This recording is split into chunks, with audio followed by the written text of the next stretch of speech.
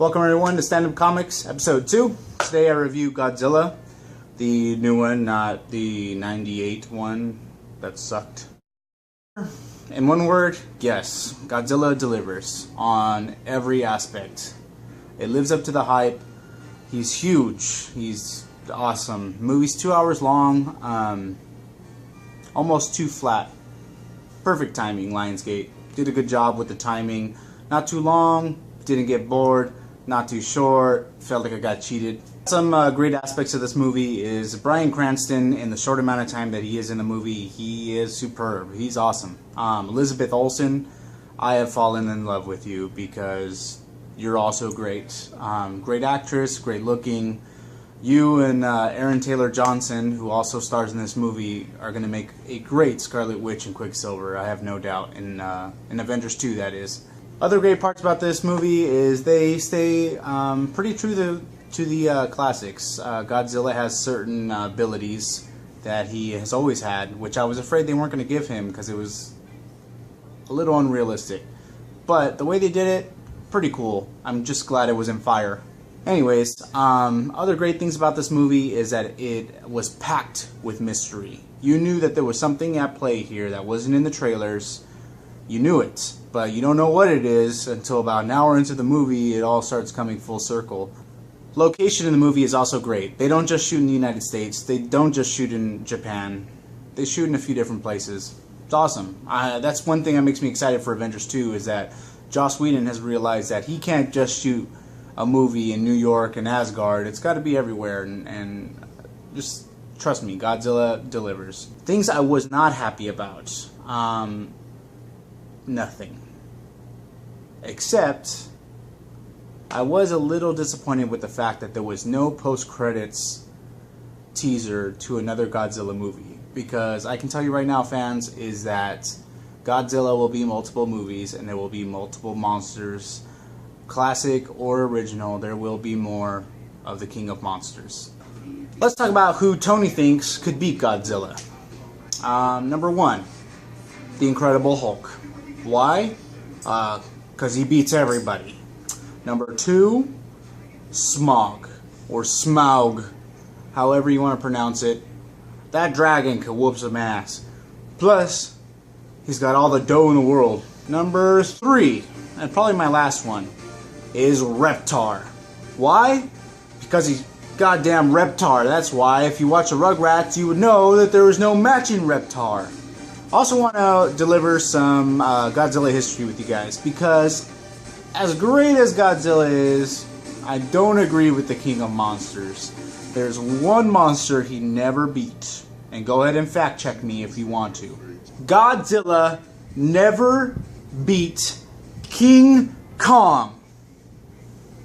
Quote me on it. He never beat King Kong. In the United States or in Japan, he never beat him. I was just floored on how great the trailers were without revealing jack shit about the movie. The trailers had me pumped. And then 15 minutes into the movie, I'm like, oh yeah, this is gonna fucking deliver. This movie was probably the best movie that's gonna come out this summer. Maybe except for X-Men.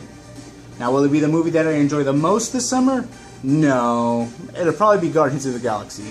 And speaking of Guardians of the Galaxy, this Monday, 10 a.m., along with this new poster, there will be a brand new Guardians of the Galaxy trailer released.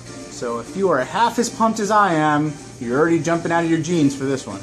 In total, I give Godzilla, I would say a 9 to 9.2 out of 10. Great movie. I really have nothing bad to say about it. Also, the originality was great. And by originality, I mean the other thing that's in a movie that is not Godzilla, that I can't say because certain critics of mine have talked about how these videos might be spoiler filled. So, the other thing in the movie, human, monster, building, planet, whatever it may be, the originality behind it is pretty damn cool. Also, how they explain Godzilla's origins is pretty damn cool because they don't make it unrealistic. It's very like, it's so simple and straight to the fact. You're like, well, can't argue that. And yeah, their explanations for things are really cool. Plus, when that Asian guy that plays like every Asian scientist. There's two Asian guys in movies. And there's the guy that plays like the smart accountant Asian guy who was in The Winter Soldier, and he was also like in The Dark Knight, where he's like, I'm good with numbers. There's that Asian guy, and then there's another Asian guy that are in all American movies that have Asian guys. And this Asian guy, when he says Godzilla, or however the fuck you say Godzilla in Japanese, it chills.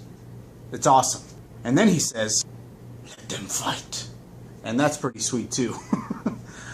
Anyways, I recommend going to watch Godzilla. It was great. Also, watch it in 3D. I did say Amazing Spider-Man 2 was one of the best 3D movies I've ever seen. Let me say this. Godzilla is one of the best 3D movies I've ever seen that was not shot in 3D. So if you like half-assed 3D, go watch Godzilla in 3D because you will enjoy it. It's worth the money. Anyways, I'll be making a new episode later this week. I have training for a new job. This guy got hired at T-Mobile. I'm really stoked. All my training is next week and the week after, but I'm definitely going to try and come out with a video halfway through next week talking about my reactions to the new Guardians of the Galaxy trailer. It'll be short because it is a trailer and that's all it deserves. But man, is that movie going to be sweet. Trust me, guys.